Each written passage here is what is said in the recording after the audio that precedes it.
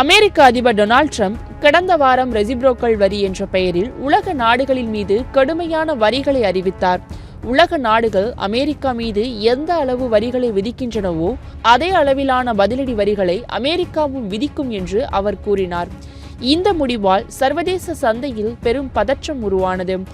சீனா உட்பட பல நாடுகள் அதற்கான கடுமையான எதிர்வினையை தெரிவித்தன. இந்த சூழ்நிலையில்தான் ட்ரம்ப் யூட்டன் போட்டார். முதலுதவியாக இந்த ரெசிப்ரோக்கல் வரிகளை 90 நாட்கள் நிறுத்தி வைப்பதாக அவர் அறிவித்தார்.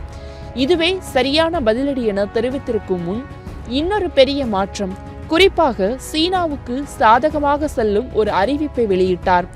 அதாவது சீனாவிலிருந்து அமெரிக்காவுக்கு இறக்குமதி செய்யப்படும் முக்கிய மின்னணு சாதனங்கள், ஸ்மார்ட் போன்கள், கணினி உதிரி பாகங்கள் மற்றும் செமி கண்டெய்னர்களுக்கு வரி விலக்கு அளிக்கப்படுவதாக அமெரிக்க சுங்கத்துறை அறிவித்துள்ளது.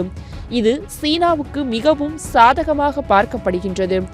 ஏனெனில் சீனாவிலிருந்து அதிக அளவில் அமெரிக்கா இறக்குமதி செய்கின்ற பொருட்களில் மின்னணு சாதனங்களே முக்கியமானவை. இது மட்டுமல்லாமல் முதலில் அனைத்து நாடுகளுக்கும் 10% வரி விதிக்கப்படும் என அறிவித்திருந்த ட்ரம்ப் தற்போது அந்த அடிப்படை வரியிலிருந்து கூட சில முக்கியமான பொருட்களுக்கு விலக்கு அளித்திருக்கின்றார். இந்த மாற்றங்கள் அனைத்தும் சீனாவின் பொருளாதாரத்திற்கு நேரடி ஆதரவாக அமைந்துள்ளன. மாறுபட்ட நடவடிக்கைகள் எடுக்கும் ட்ரம்ப் ஒரு பக்கம் அமெரிக்காவில் வேலை வாய்ப்புகளை உருவாக்க வேண்டும் என்று சொல்கின்றார். ஆனால் மற்றொரு பக்கம் வரிகளை தளர்த்துவதன் மூலம் அந்த நோக்கத்தை சில அளவுக்கு பின்னடைய செய்கின்றார். இது அமெரிக்க விற்பனை சந்தையை சீனா மீண்டும் கட்டுப்படுத்தும் வாய்ப்பை உருவாக்குகின்றது. பல உலக நிறுவனங்கள் அமெரிக்காவில் ஆலையை தொடங்க தயக்கம் காட்டுவது அதிக செலவுகள், வரி விதிப்புகள் ஆகியவையே.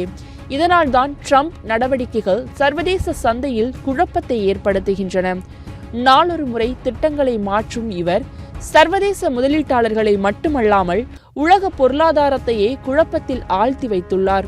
இந்த நிலையில் முதலீட்டாளர்கள் பாதுகாப்பான சொத்துக்களை, தங்கம், எண்ணெய் போன்றவற்றை நாடத் தொடங்கியுள்ளனர்.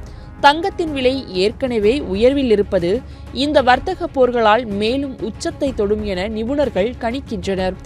சுருக்கமாக சொன்னால், ட்ரம்ப் எதையும் நிரந்தரமாக சொல்ல மாட்டார், எதையும் நிரந்தரமாக செய்வதில்லை. நாளை என்ன யூட்டன் என்பதை காண உலக சந்தை காத்திருக்கின்றது.